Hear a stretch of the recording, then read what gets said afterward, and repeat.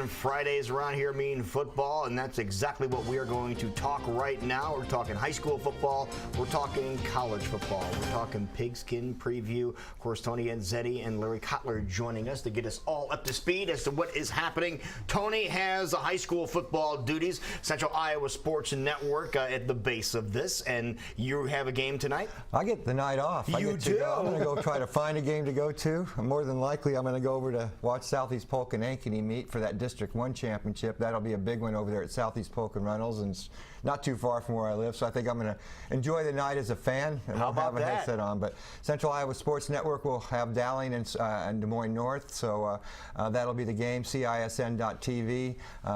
Dowling's already won their district, there's no doubt there. The District 2 champions, Ankeny Centennial, with their upset, or what everybody calls an upset, last week over West Des Moines Valleys, the District 3 champs, and Waukee, the District 4 champions, by virtue of that victory last week against Fort Dodge. But Fort Dodge and Urbandale battle tonight up there in Fort Dodge to try to get that number 2 seed in their district. But throughout the state in all 6 classes tonight, you'll have district championship meaningful games.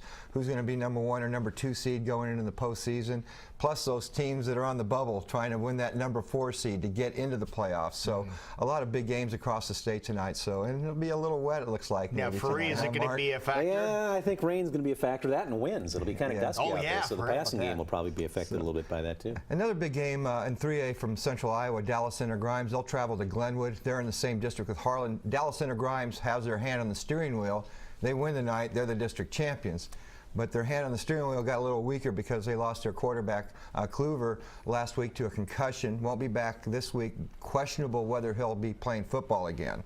That'll be a decision made because he's had multiple concussions. So we wish him the best in his health, and the right decision needs to be made there when you have these head injuries. So, but he is a outstanding. He's definitely the straw, and without him, that could hinder the Mustangs' hopes, not only for tonight but into the playoffs. So we'll keep an eye on that. But that'll be a big game in Glenwood. If Glenwood beats Dallas Center Grimes, then it'll become a 3-way tie if Harlan wins tonight, and then it'll come down to points and who's number 1, number 2, or number 3 in that district. So kind of a tough matchup there. But other teams around the area, we talked about the 4A teams. Albia in District 7 from our Central Iowa type of districts is already a district champion. Van Meter in Class 1A in District 8's already won their title. Mount Ayr in District 8 in Class A, and then Lennox in District 8 in Class 8 player, and also Glidden Ralston in District 7 in Class A player.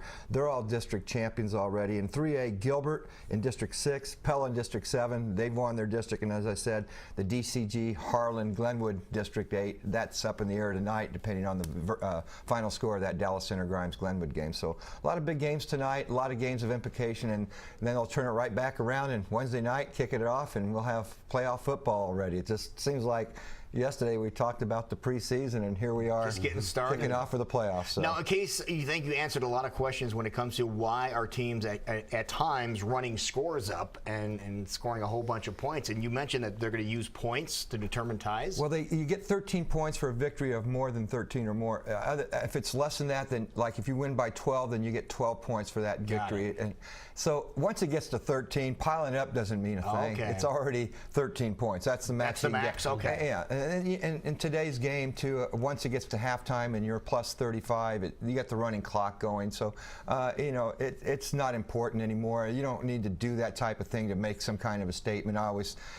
You know. Now, the one division you said had 3 teams that could be tied. Right. Do all those teams have the same number of points? Or, no, right now coming in, Dallas Center Grimes has the edge, but by losing tonight, and depending on how much they lose by, I mean, if they get beat by more than 13, they could move from who right now the number 1 seed in their district to possibly the number 3 seed in their district. I think if they lose, they'll probably finish number 2, and that means something because 1 and 2 seeds in the districts, when the playoffs start, they get to host the first round of the playoffs, and the 3 and 4s will have to travel. So, do you want to travel or do you want to stay home, and that type of thing? Then. And I was talking to Bud Leggett, the Iowa High School Athletic Association, about the playoffs because the format was changed a year ago. Just because you're a number 1 seed doesn't actually mean you're going to play a number 4 seed. It could be a 3 seed and a 2 versus a 4. If the game setups don't match up because they have a variance during the first round of the playoffs, and they try to carry it through as much as possible. No more than 2 hours or 120 miles for these kids to drive on Friday night to play football, on Wednesday night's playoff game to go football, because they want to get them back into their homes and in their beds, so classes the next day. So the 120-mile rule or the 2-hour rule comes into effect. So if a 1 versus 3 makes more sense than a 1 versus 4, that could happen when they do these playoff postings, which will come up tonight after the football games, probably more than likely after midnight on the Iowa High School Athletic Association site. Okay, sounds good. All right, collegiate league, Yes, well, Iowa's off, and they need this bye week desperately to get healthy. Now, Drew Ott's not coming back for the season, but Beathard, you might have noticed last week, was hobbling around a little bit.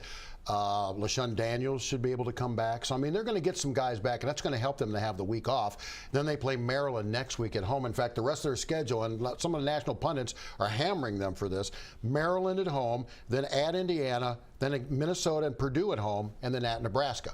So people are talking about how weak their schedule is. But I talked to Gary Dolphin on my radio show on 1350 ESPN last night, and he brought up a couple things. He said, first of all, Illinois State, the team they opened up with, finished as runner-up in the FCS in the championship game last year to North Dakota State. And Iowa is one of only 2 teams in the country to have won road games against ranked teams when they beat Wisconsin and Northwestern. You know the other school? Who's that? Alabama. Oh, okay. So they've played. It's not, look, they're not playing Ohio State, Michigan, or Michigan State. But if Iowa wins the Big Ten West, they've got to play one of those schools. So don't worry about that stuff. Just go out and win your games. But they get the week off. But Iowa State, ooh, this one is tough. Let me throw some numbers at you. Go ahead. All right, they're going down to Baylor. They're number 2 in the country. They average 719 yards per game. Average. They also average 63.8 points per game. They've scored 60-plus points in 5 straight games. Their lowest output in the season is 56 points. Iowa State has the 111th total defense. Well, the only good thing about this is the weather down there. The field's going to be so sloppy. It'll be a monsoon. Maybe they won't be able to slop around. Yeah, it's going to be very rainy there. But Iowa State's offense has compiled at least 450 yards in each of the last 4 weeks. Now, they got to give the ball to Mike Warren, run things around. They got to keep the ball away if they can from Baylor because, like I said, the defense, I mean, they've got a quarterback by the name of Seth Russell's thrown for 27 touchdowns, only 5 interceptions. Shock Linwood has run for 800 yards and 8 touchdowns. I mean, and Iowa State gives up 462 yards per game. So, I mean, on paper, I mean, there's a reason Baylor's a 37-point favorite. Yeah, this could be brutal. This could be brutal. Well, last time they were down there, it was like 71-7. 2 years ago. Well, so we'll just. Well, they scored. Yes. Okay. They will score. Thing. Okay. All right. Other games. Northern Iowa's got a tough one. They're coming out. They've lost 3 in a row now, and they're going to South Dakota State. This is a team that beat Kansas. Now Kansas isn't very good, but they're still a Big 12 team. They've beaten Youngstown, which was number 11. They beat Indiana State, number 19. They have the number 1 scoring defense in the Missouri Valley Football Conference. The number 3 scoring offense. They give up 16 points and they score 33. And Northern Iowa's going to have to find a way to rebound on the road. It's going to be tough. This is going to be a very tough game for them, too. Drake's got a tough one tomorrow. Who's that? They've got Jacksonville coming in. Jacksonville's 3-0 in the PFL, but they're ineligible to win the league championship because of violations because they cheated. Got it. So they cheated. So, but Drake has played very well defensively at home. They're undefeated at home. They're 3-0. So hopefully the defense will stiffen up once again. They have the best defense in the PFL. Okay. So hopefully they'll be able to utilize that tomorrow afternoon. That game starts at 1 o'clock over at Drake Stadium, second to last home game. And finally, Grandview. Our friend Mr. Woodley. Yes. All they've done after losing that opening game to Baker is win 6 in a row, and they're number 5 now at NAIA, and I predict another championship. You think so? I think they're going to go on and win the NAIA championship. Tony's making a face, but I'm being a homer. I can understand that. Yeah, I know. They win the championship, coach has to come in. That defense is championship-like. They just got to get that offense a little more consistent, and then I'll bite into that. Well, I know, but I'm being a homer. Yeah, I can tell. I'm saying we got a chance for a national championship. Go for it. Go for it. So, all right, so let's review here. Tony, to stay abreast of what's happening high school-wise. Well, tonight is the final night of the regular season, and so after midnight or somewhere around midnight, the Iowa High School Athletic Association, you can go Google their website, or IAHSAA.org is the website. You can go there and check out who's your school going to play or who's playing who. In each of the 6 classes, they'll have it posted on the website after midnight, all the coaches. And unlike before, you won't know who you're going to play in the next round until the first round's over. Got it. Then they redo it again. So after each round, that will be the website to go to. Again, iahsaa.org, and you'll be able to keep up with all the pairings after each and every playoff game during the season here. All right. And Cotton Man, where can we catch you? Well, you can catch me. First of all, I'll be doing the Drake game with Chuck Reed tomorrow, 1 o'clock on ESPN 1350. Did I get that right? 1350 ESPN. We got it. Okay. And then Kotler and Company from 6 to 7 on Thursday nights on 1350 ESPN. That's perfect. There it is. Look, it looks so good with headphones on. Anyway, wonderful job, gentlemen.